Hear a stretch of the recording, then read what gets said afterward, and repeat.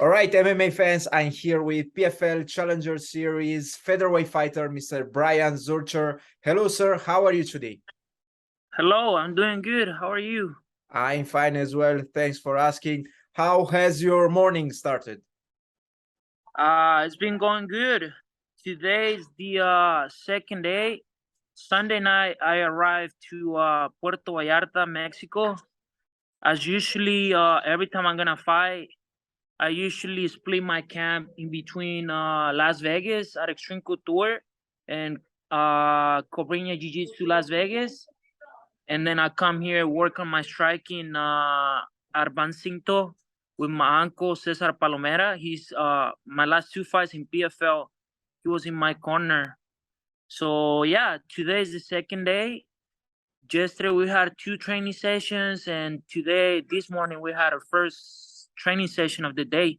Right now I came home, gonna get some food, talk to you guys, relax a little bit, and then go back to the gym. It's good to hear from you. How are things in Mexico? How have you found the situation in Mexico? Oh, everything is good, I grew up here, so I'm in my house where I grew up with my grandma, my sisters, my family. It's a little town next to Puerto Vallarta, so my daily routine it's a little bit different. So I get ready in the morning and then I have to walk to the gym 15, 20 minutes. And it's funny because I usually come maybe 2, 3 times a year. So I don't see as often all my friends that I grew up with. But right now when I'm going to the gym, I'm running into all my friends and people that saw me growing up. And right now, as you know, I live in Las Vegas. So I go and they don't see me quite often. So the walk to the gym is only 15 minutes, but it takes me at least an hour and 20 minutes. So I gotta stop in every corner and everybody, hey, how you doing? We heard you got a fight. We're so happy to see you. We support you. So that's one of the main reasons that I like to come here because I get recharged. Everybody is giving me that great energy and make me feel like I don't know how to explain it. They just make me feel good and so loved. They give me a lot of love and support, and that's my biggest motivation. Like I grew up here and now people see me on TV, and it's just unreal. It's like living a dream. I can guess that, and I'm pretty sure that getting some family time or spending some time in the places where you grew up, it must be beneficial for you, for the heart, and in general for your training camps. Right now, you're preparing to take on David Evans on March 3rd. Can you please tell me some of the training partners you'll be preparing with for this fight, both in Mexico and in the United States?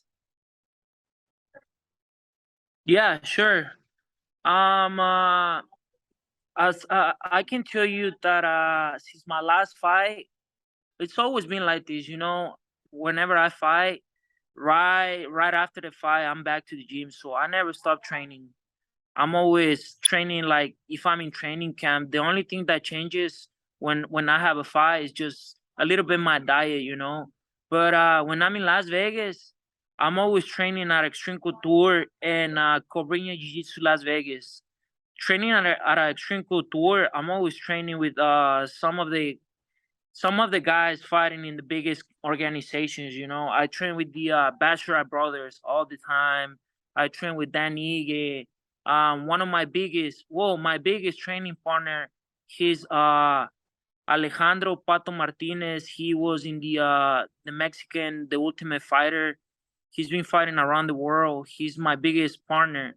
That now he's here with me. He came to Mexico to drill with me. So that's just a couple of the biggest names that I train with over there. But we have so many fighters fighting for Bellator, PFL, UFC, Brave, you know.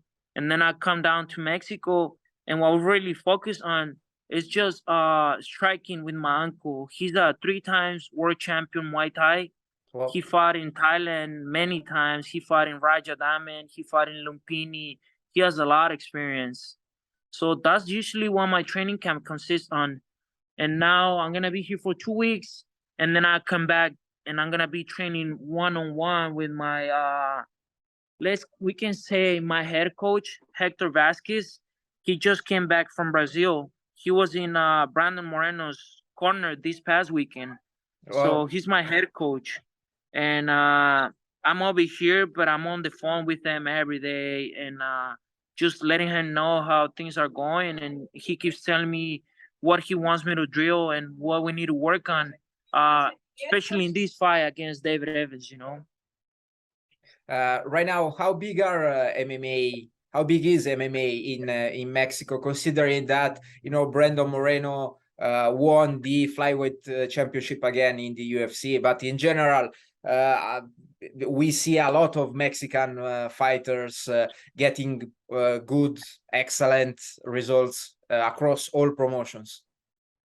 Well, I can, I can, I can tell you that right now, Latino America mixed martial arts, but especially in Mexico, they're in the best moment in history. Well, If we look back, maybe 3, 5, 10 years ago, let's say 10 years ago, if you tell me 10 years ago in 2023, you're gonna have 4 Mexicans born and raised fighting for a UFC title, I would laugh, because I started training 8 years ago, and back then we didn't know how to do a double leg, a single leg. We didn't know what sprawl was.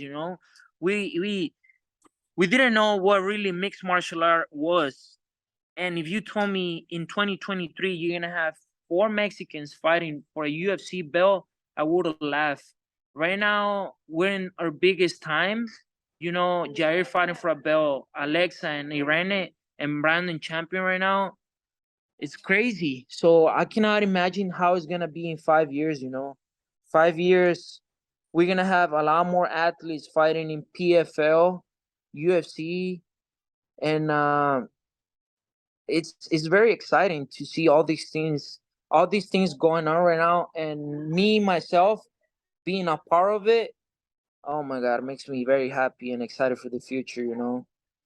You already started your path to glory, and you already started your journey of promoting Mexican MMA. As soon as you joined the PFL last year, you had already fought there twice. How was your experience over there, considering that you took home decision victories, unanimous decision victories? Yeah. It was. Oh, it's been a crazy, crazy experience. Because as you know, my first fight going into PFL, I only had 2 professional fights, and then I fought there.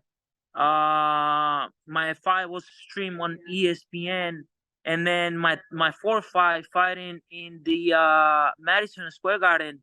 If you told me 3 years ago, hey, look, in 2 years you're gonna be fighting in the Madison Square Garden, and all these things are gonna be happening, I'll be like, man, are you sure? That's too fast. Only 3, 4 fights and already fighting on that big stage. I'll be like, maybe I don't know. So all these things happen really fast, but it's just part of it. I put a lot of work. I'm surrounded by great people, good management, good coaches, my mom, my family. So everything is just falling into place. Fighting for PFL has been a great experience. The PFL team, they're great. Every time I see them, I'm very happy to work with them. Ray Sefo, all the people over there, they just good people. I'm very excited, and it's always a great experience to work with them. I cannot wait for this fifth five to go to Orlando, Florida, and be around these people and get in the cage and perform, and get the exposure that we always get. I'm very excited to get my first main event as a professional fighter. So yeah, very happy.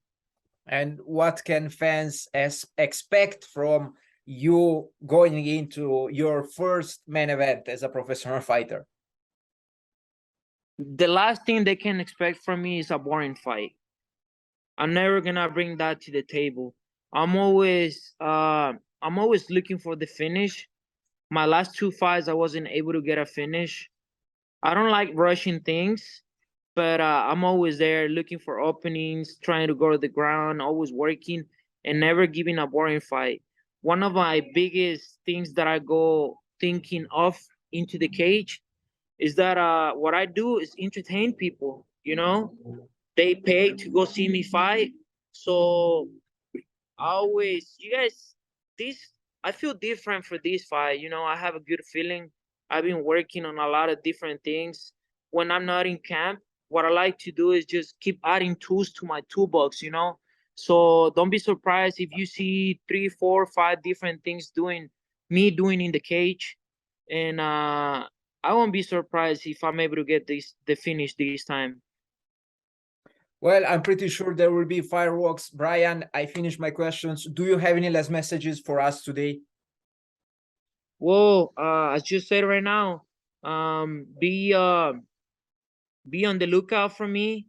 Um, my goal this year is to be as active as I can, get 3, 4 fights with the company if they allow me. And so after this, I'm pretty sure I'll be able to be in the season 2024. And don't be surprised if they call me the rookie of the year, you know. They're gonna see me out there doing big things. I'm gonna keep working hard. And as for now, I just want to give a big shout out to all my friends, my family, that they always give me support in Las Vegas and here in my hometown, Carretaderas.